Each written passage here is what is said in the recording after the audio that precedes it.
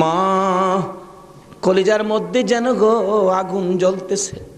বাবা গো কিছুই যদি না বলেন আমি ফাতেমা বুঝতে বাকি না।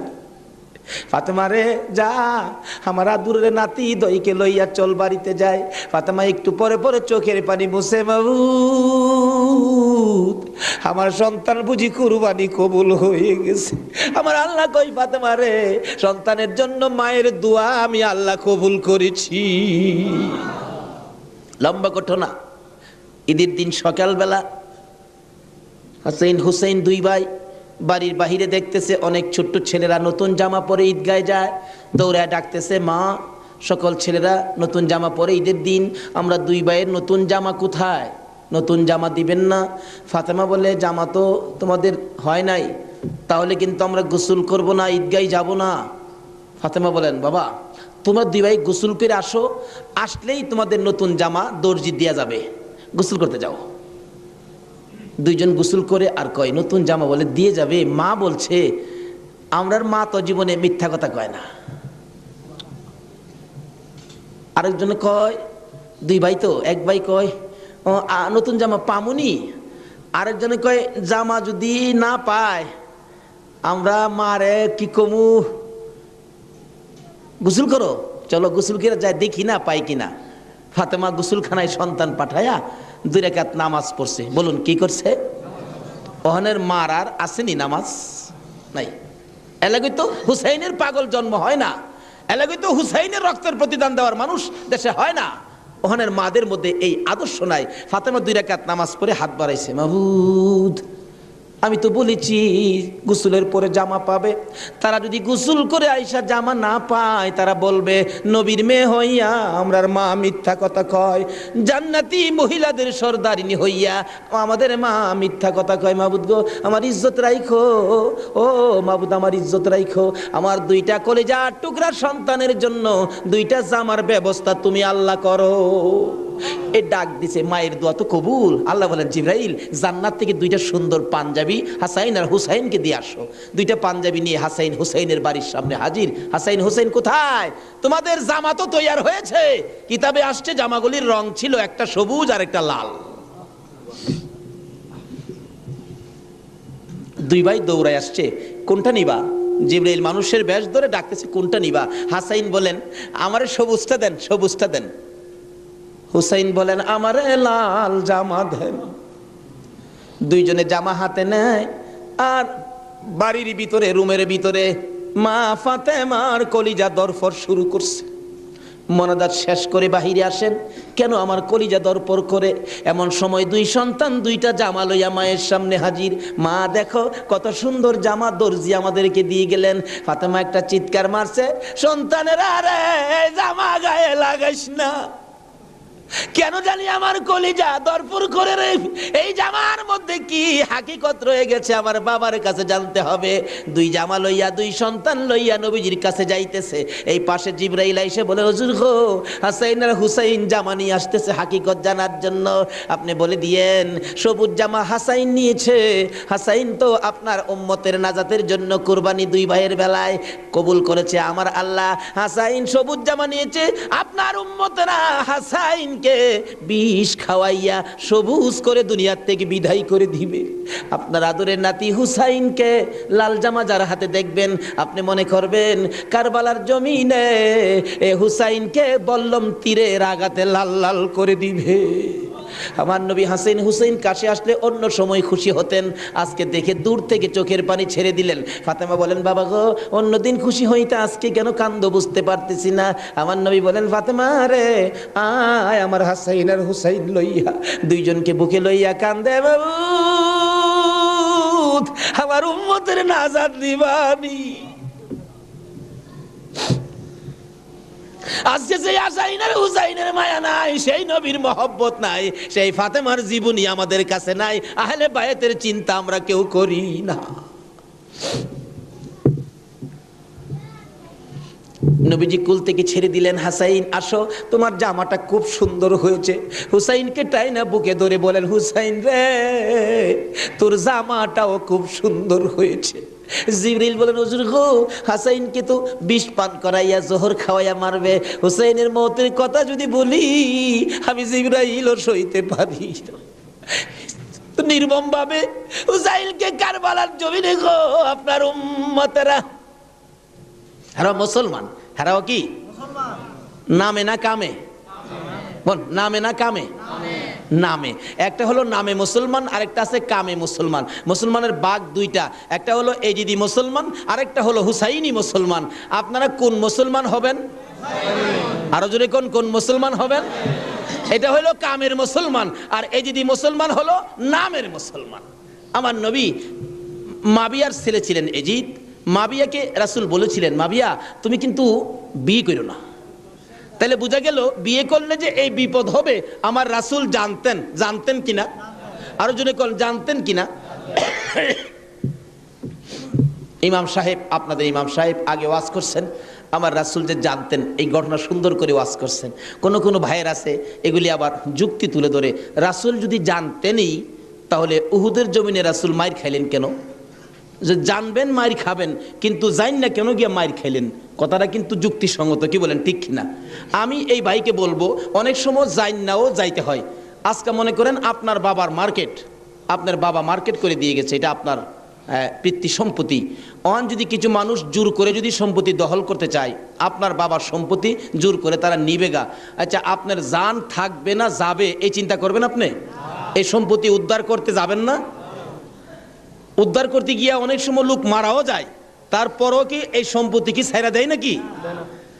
এই সত্য উদ্ধার করতে গিয়ে উহুদের জমিনে আমার নবী জানতেন মার খাবে, কিন্তু সত্য উদ্ধার করতে গিয়ে জান্নাও আমার নবী উহুদের জমিনে গেছে। আর যদি জান্না না যাইতো তাহলে আজকে আমরা এই সত্যের নিশান আমাদের হাতে আসতো না। জানে না কে বলছে? জান্নাও নবী সত্য উদ্ধার করতে গিয়েছে।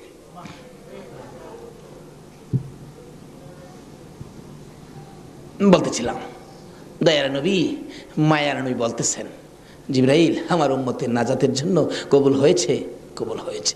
হাসাইন আর হুসাইন দুই ভাই আঞ্জায়া ধরে দুই গালে চুমায়া চুমায়া বিদায় দিয়েছে। হুসাইনকে কোনদিনই বলতেছেন, হুসাইন হুসাইন, দুই গালে চুমা দেয়, তুমি আমার আমি তোমার। তোমাকে যে কষ্ট দেয় সেজন্য আমাকে কষ্ট দেয়, আর তোমাকে যে ভালোবাসা দেয় সেজন্য আমি রাসূলকে ভালোবাসা দেয়। আজকে হুসাইনের ভালোবাসা এখানে বসা, হুসাইনের অনেক পরে আওলাদে রাসূলকে ভালোবাসা। ইতিহাস খুলে দেখুন, যেই ভালোবাসায় হযরতে জুনায়েদ বাগদাদী রহমাতুল্লাহ আল্লাহর ওলি হয়েছে।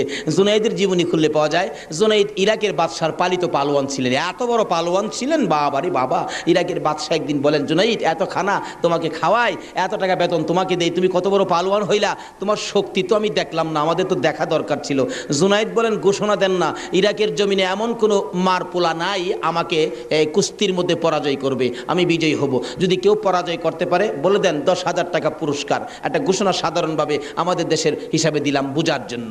বাদশাহ পোস্টারিং করে দিলেন, আমার জুনায়েদকে কুস্তি লড়ে হারাইতে পারলে 10,000 টাকা পুরস্কার দেওয়া হবে।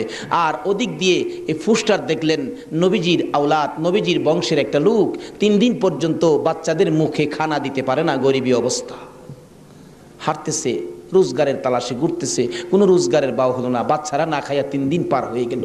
ডাকতেছেন, হাইরে পোস্টার দেখা যায় কুস্তি লইরা জিততে পারলে 10,000 পুরস্কার, আর সন্তানকে যখন খানা দিতে পারি না, আর জীবন রাইখা লাভ কি? কুস্তি লইরা জুনায়েদের সাথে জীবনটা দিয়ে ইলাই, এই মুখ আর সন্তানরে দেখাবো না। যাই বলতেছে, এখানে অফিসে কে আছে? আমি তো জুনায়েদের সাথে কুস্তি লড়বো, হাতির সাথে মশা। কই জুনাইদ আর কই? মানুষে কয়, মিয়া কুস্তি লড়তে আইছো না মরতে আইছো? জুনাইদরে দেখছো? কয় না দেখি নাই, দেখে আসো। বাবারে বাবা, কি বেটা, এই নাকি জুনাইদ? আপনি জুনাইদ? কহ, আমি তো আপনার সাথে কুস্তি লড়তে আইছি। জুনাইদকে লড়তে আইছো না মরতে আইছো? আচ্ছা যেটা মরা পরে দেখা যাইব, নাম লেখেন। নাম লেখছে, রবিবার দিন আপনাদের কর্ণফুলী মার্কেটের মাহফিল, আজকে এই দিনই ধরলাম রবিবার দিন, মাঠের মধ্যে হাজার হাজার মানুষ জুনাইদের মতো পালোয়ানকে কুস্তি লড়ে হারাবে, কুস্তি লড়বে। হ্যাঁ জানি কেমন পালোয়ান। মাঠের মধ্যে নামছে, 3 দিন পর্যন্ত খানা নাই, বাচ্চাদের চিন্তা, হাঁটতে পারে না, হাঁটলে পইরা যা। মাঠে গিয়ে নামছে, জুনাইদ তো নামছে হাতির মতো এক পুরুষ, লেফারি মাঝখানে দাঁড়ায় কয়ে কি আইলু রে, কার সাথে কি? দর্শকেরা কয়ে আমরা কি দেখবো, সময়টাই নষ্ট করলাম, এর সাথে কি খেলবো। এবার দেখা গেল খেলা শুরু হওয়ার আগে লেফারি জিগায়, এদিকে আসেন, আপনি কি লড়তে আইছেন না মরতে আইছেন? কয়ে আপনি মাতবরি কম করেন, আপনি লেফারির দায়িত্ব পালন করেন, লড়লে আমি লড়বো, মরলে তো আমি লড়বো, আপনার বাবার কি লো? লেফারি কয় মাপ চাই বাবা, আপনি লড়েন, খুব ভালো করে লড়েন। লড়ার আগে ডাকছে, জুনাইদ এদিকে আয়, দুইটা কথা বলবো, বলো। আমাকে চিনো? জুনাইদ বলেন, না তো, তোমাকে তো চিনি না। কয় আমি আওলাদে রাসূল। জুনাইদ, যেই নবী না হইলে রে জগতের কিছু হইতো না। আমি সেই নবীর বংশের লোক, আমি সেই আওলাদে রাসূল। জুনাইদ রে, 3টা দিন পার হয়ে যায়, সন্তানের মুখে খানা দিতে পারি না, অসহ্য হইয়া জীবন দিতে আসছি রে জুনাইদ, তুই পারবি নি আজকে আওলাদে রাসূলের মুখে হাসি ফুটাইতে, আজকের এই ময়দানে রাসূলের বংশের কাছে পরাজয় বরণ করতে? জুনাইদ বলেন, ওই লোকটাই আমার সাথে কথা বলে সামনে দাঁড়াইয়া, আমি শুনি পিছন দিয়ে আমার নবী মদিনার থেকে ডাকে, জুনাইদ রে, পারবি নি রে আমি আওলাদে রাসূলের মুখে হাসি ফুটাইতে? এবার জুনাইদ 2টা চোখের পানি জর্জর করে ছেড়ে দিলেন। লেফারি সাহেব, বাঁশি বাজাও খো, জীবনের খেলা হবে। বাঁশি বাজাইলেন, খেলা শুরু হলো। আওলাদে রাসূল জুনাইদের গায়ে আঙ্গুলটা লাগাইলে জুনাইদ চিত হয়ে জমিনে পড়ে গেছে। লোকেরা বলেন, মানি না, আবার লাগাও। আবার লাগাইলে, আঙ্গুল লাগাইলে জমিনে পড়ে গেছে। লোকেরা বলেন, মানি না, আবার লাগাও, বুঝে আসে না। আমার নবী বলেন, জুনাইদ রে, এই খেলা কিন্তু ফাইনাল খেলা। আমার নবীর ডাকে জুনাইদ কানটা পেতে শুনে জবাব দেন, ইয়া রাসূলুল্লাহ, জীবন দিবই, আপনার ভালোবাসা ছাড়বো না। আরে নবীর প্রেমের পাগল যারা প্রেম খেলা খেলে, হাই রে নবীর প্রেমের পাগল যারা প্রেম খেলা খেলে, নবীর প্রেমে ওয়াজ করনি দন্ত দেয় ফেলে, নবীর প্রেমে ওয়াজ করনি দন্ত দেয় ফেলে, নবীর প্রেমের পাগল যারা প্রেম খেলা খেলে, হাই রে নবীর প্রেমের পাগল।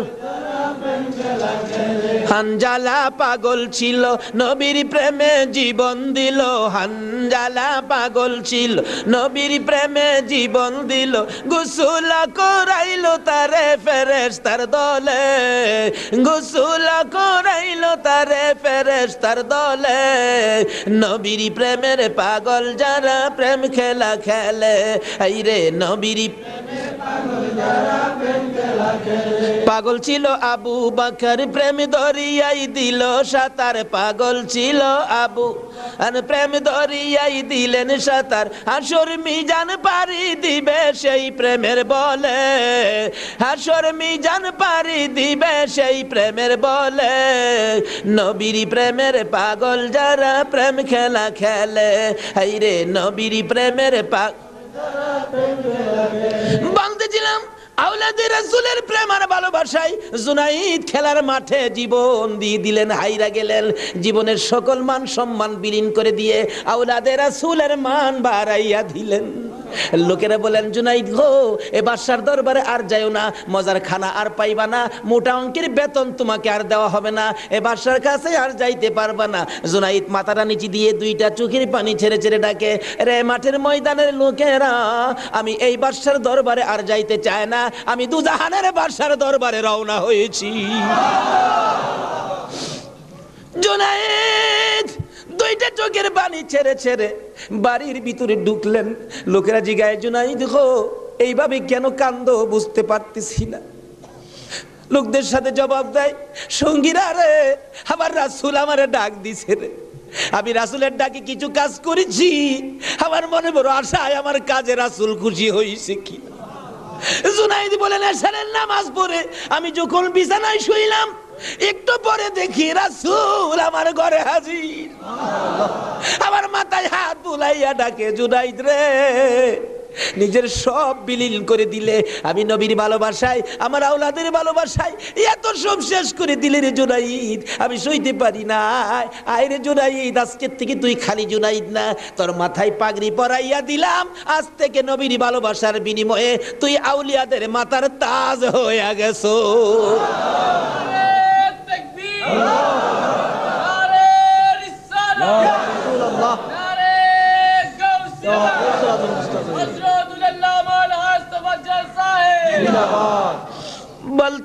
বলতেছিলাম আওলাদে রাসূলের ভালোবাসায় যদি পালোয়ান আল্লাহর ওলি হয়ে যায়, আর যেই নবীকে বলেছেন, যেই নবী ঘোষণা দিয়েছেন হুসাইন তুমি আমার আমি তোমার, তোমাকে যে কষ্ট দেই সে যেন আমাকে কষ্ট দেয়, তোমাকে যে ভালোবাসবে সে যেন আমাকে ভালোবাসলো।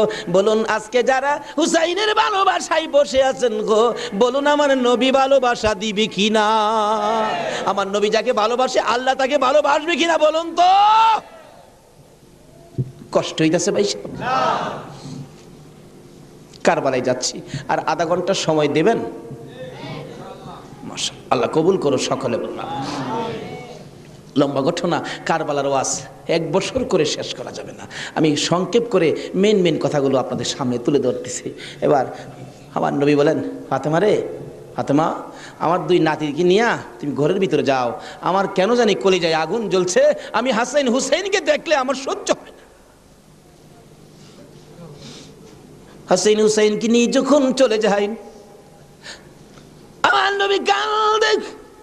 জিবরাইল পাশে দাঁড়াইয়া বলেন, হুজুর গো কেন কাঁদেন? ও জিবরাইল, আমার 2 নাতি উম্মতের জন্য কুরবানি, হুসাইনের ঘটনায় আমার মন মানে না রে। হুসাইন কারবালার জমিন, এই জমিনটা কই রে জিবরাইল? হে জমিনটা জানি কেমন রে, আমার হুসাইন কোন জায়গাটায় জানি গড়াগড়ি করে কাঁদবে। সঙ্গে সঙ্গে জিবরাইল 1 মুষ্টি মাটি নিয়ে দিলেন। হুজুর দেখেন তো, এই মাটিটা নাকে লাগাইয়া দেখেন কিসের গন্ধ করে। রাসূল নাকে লাগাইয়া চোখের পানি ছেড়ে দিলেন। জিবরাইল রে, এই মাটির মধ্যে দিয়ে আমার হুসাইনের রক্তের গন্ধ করে। হুজুর এই মাটি হইল কারবালার মাটি। লম্বা ঘটনা, মাটিগুলো নিয়ে ভাবতেছেন কি করব। জিবরাইল বলেন, হুজুর কারবালা পর্যন্ত যার হায়াত থাকবে তার কাছে মাটিগুলো রেখে দেন, একটা কাচের বয়ামের মধ্যে যেন রেখে দেয়। যেদিন দেখবে মাটি লাল হয়ে গেছে গো, এদিন মনে করব হুসাইন কারবালায় শহীদ হয়ে গেছে। কারবালা পর্যন্ত যার হায়াত থাকবে তার কাছে দেন। আমার নবী কার হায়াত থাকবে জানে কিনা কোন? আমার নবী উম্মে সালমাকে লক্ষ্য করে ডাক দিলেন, উম্মে সালমা রে আয় আমার পাশে আয়। উম্মে সালমা কাছে আসলে নবীজি 2টা চোখের পানি ছেড়ে দিলেন। হুজুর ডাইকে আনলেন, কথা বলবেন, কান্দেন কেন? উম্মে সালমা রে কান্দি রে, কলিজা মানে না, এই মাটিগুলো তোর হাতে দিলাম, রেখে দিও। যেদিন দেখবে এ বোতলের মাটি লাল হয়েছে, এদিন তুমি বুঝে নিবা আমার হুসাইন উম্মতের নাজাতের জন্য কারবালায় শহীদ হয়েছে। উম্মে সালমা বলেন, আমি এই মাটি তখন বোতলের মধ্যে রেখে দিলাম। ওদিকে দিয়ে দয়ার নবী মায়ার নবী দুনিয়ার থেকে বিদায়, 4 খলিফা বিদায়, ফাতেমা বিদায়। এইভাবে আস্তে আস্তে আমিরে মাবিয়ার হাতে মদিনার শাসক ক্ষমতা। আমিরে মাবিয়া রাষ্ট্রের প্রধান, বুড়া হয়ে গেছে তো এজিদ। রাসূল বলছিলেন, মাবিয়ারে তুই বিয়ে করিস না, কিন্তু মাবিয়ার এমন এক রোগ হইল, লোকেরা পরামর্শ দিল কবিরাজরা বিয়ে করলে ভালো হয়ে যাবে, কিন্তু রাসূল নিষেধ দিছিলেন বিয়ে করিস না। কিন্তু রাসূল তো জানতেন, কি বলেন জানতেন কিনা, বিয়ে করিস না, কিন্তু বিয়ে করলেন। জন্ম হলো এজিদ। একটু বুড়া হয়েছে বাবা, এজিদ চক্রান্ত করতেছেন, বাবার ক্ষমতাটা আমার নেওয়া দরকার। কিন্তু এজিদ নবীর কথা মতো, নবীর প্রেম নবীর ভালোবাসা এজিদের কাছে কখনো ছিল না। লোকেরা বলেন না, এইরকম একটা লোকের কথা আমরা মানতে পারি না, হাসাইনই তো আছে, আমরা হাসাইনকে মানবো। নবীজি ভবিষ্যৎবাণী করে দিয়ে গেছিলেন, আমি দুনিয়ার থেকে বিদায়ের 30 বছর পর হাসাইন ক্ষমতায় আসবে, হাসাইনকে মানুষ ভালোবাসবে, কিন্তু এজিদ হাসাইনকে থাকতে দিবে না। যাই হোক, লম্বা ঘটনা। এজিদ কয় হাসাইনকে কিভাবে শেষ করা যায়, 2জনই পথের কাটা, একজন হাসাইন একজন হুসাইন, 2জনকে শেষ করতে পারলেই তো আমার সুবিধাজনক পরিবেশ হয়ে যাবে। কি করব, কি করা যায়? এক কুটনি বুড়িকে এনে বললেন, তুমি কি পারবা হাসাইনকে শেষ করে দিতা? কুটনি বুড়ি কয়, এটা ব্যাপারই না। এমন কিসিমের মহিলা আছে না দেশ, খালি বেজাল লাগাই সংসারে। হাসাইন রাদিয়াল্লাহু তাআলা আনহুর বিবি ছিলেন 4 জন, সকলের ছোট বিবির নাম ছিলেন জায়েদা। জায়েদার হাতে শরবত খাইতেন সবসময়, তার হাতে শরবত খুব সুন্দর হতো আর কি, শরবত খাইতেন। হাসাইন ডাকতেছেন, জায়েদা শরবত দাও। শরবত দিলেন জায়েদা, দেখলো কুটনি বুড়ি জায়েদারে দিয়ে এই কামটা বানাই দিব। হাসাইন শরবত খায়া চলে গেলেন, বলেন জায়েদা হাসাইন কি তোমার হাতে সবসময় শরবত খায়? প্রত্যেক দিন আমার খুব ভালোবাসে, আমার হাতে শরবতটা খায়, আর কেউর হাতে খায় না, আমার হাতে শরবত নাকি খুবই ভালো। হ্যাঁ, কুটনি বুড়ি কয় তোমার তো শরবত খায় কিন্তু তোমাকে ভালোবাসে না। কি বলো? আমি জানি ভালোবাসে, কই তুমি জানলে কি হবে, আমরা দূরের থেকে যা দেখি তোমারে সবচেয়ে কম ভালোবাসে। একটা কাম করো, মেয়েরা কিন্তু খুব সরল মানুষ, সহজে বুঝ মাইনা যায়। একটা কাজ করো, কি আমি বিষ দিয়া যামু, বিষ খাওয়াইয়া হাসাইনকে মাইরা দাও, এজিদ হবে এদেশের প্রেসিডেন্ট বাদশাহ, আর তুমি হবে রানী। সহজে বুঝ মানলেন, সরল মানুষ তো। বিষ দিলেন, শরবতের সাথে দিয়ে খাওয়াইলে হাসাইন পিপাসিত ক্লান্ত, জায়দা শরবত দাও, শরবতের সাথে বিষ দিলেন, খাইলেন। খাওয়ার পরে বলতেছে জায়দা আজকে শরবতটা যেন কেমন কেমন লাগে, কি যেন গন্ধ করতেছে। জায়দা বলেন না তো, কিচ্ছুই না। কিন্তু দেখা গেল কিছুক্ষণ পর হাত পাগুলি অবশ্যই আসতেছে, সমস্ত চেহারা লীল হয়ে গেছে, খালি জিহ্বাটা নড়তেছে, দুইটা চোখের পানি ছেড়ে দিছে। জায়দা বুঝিছি আজকে বুঝি নানার উম্মতের নাজাতের জন্য মায়ের দোয়া বুঝি আজকে কবুল হয়ে যাবে। জায়দারে না না, তোরে কিছু বলবো না, আমার ভাই হুসাইন কই? হুসাইনকে ডেকে ডেকে আমার পাশে আনো। হুসাইন খবর পাইয়া দৌড়াই আইসা দেখে বড় ভাইয়ের সমস্ত চেহারা সবুজ হয়ে গেছে। একটা চিৎকার মারছে, মা মা গো, তোমার দোয়া বুঝি আজকে কবুল হয়ে যায়। দৌড়ে যাইয়া হাসাইনের গলায় ধরছে, ভাই রে ভাই, কে তোমার এই অবস্থা করেছে? আমি হুসাইন তার প্রতিশোধ নিব। হাসাইন টাইনা টাইনা গলায় ধরে দুই গালে চুমাইতেছে, ছোট ভাই তো, ভাইরে প্রতিশোধ নিস না, নানার উম্মতের জন্য মায়ের দোয়া কবুল হয়ে গেছে। হাসাইন একটা কথা তোরে বলে যায়, কিছুদিন পর তোর উপরও বিপদ আসবে রে, আমার মায়ের দোয়া তোর বেলায় তো কবুল হয়েছে। হাসাইন যেদিন বিপদে আসবে রে, কেউ তো তোর পাশে আসবে না রে হুসাইন। সেদিন আমি তো ভাই কাছে থাকতাম, আমিও তো দুনিয়ায় থাকতেছি না। হুসাইন রে, বেশি বিপদে পড়ে যখন কলিজার মধ্যে অশান্তি লাগবে, দুনিয়ার কাউরে ডাকিস না, নানা নানা কইয়া ডাকিস, কলিজায় শান্তি পাবে। হাসাইন দুনিয়ার থেকে বিদায়। জি চক্রান্ত করে হুসাইনকে কিভাবে মারা যায়, হাসাইনকে মদিনায় ফালাইয়া, হুসাইনকে তো মদিনায় মারা যাবে না, চক্রান্ত করে ইবনে জিয়াদকে ডাক দিলেন। কুফা নগরীর গভর্নর, তুমি একটা কাজ করো, আমি ডাকলে তো আসবে না, কুফা নগরীর মানুষ দিয়া তুমি ডাইকা নিয়ে আসো হুসাইনকে কুফায়। কুফায় আনার পর হুসাইনকে আমরা শেষ করে দিব, আর আমাদের পথের কাটা থাকবে না। ইবনে জিয়াদ বলেন কথা তো রাইট, চিঠি পাঠাও। চিঠি পাঠাইতে পাঠাইতে 40,000 চিঠি মদিনায় পাঠাইছে। হুসাইন চিঠি দেখে মুরব্বীদের কি বলতেছেন, চিঠি আসছে কুফায় যাইতে, যাবো কিনা বলেন।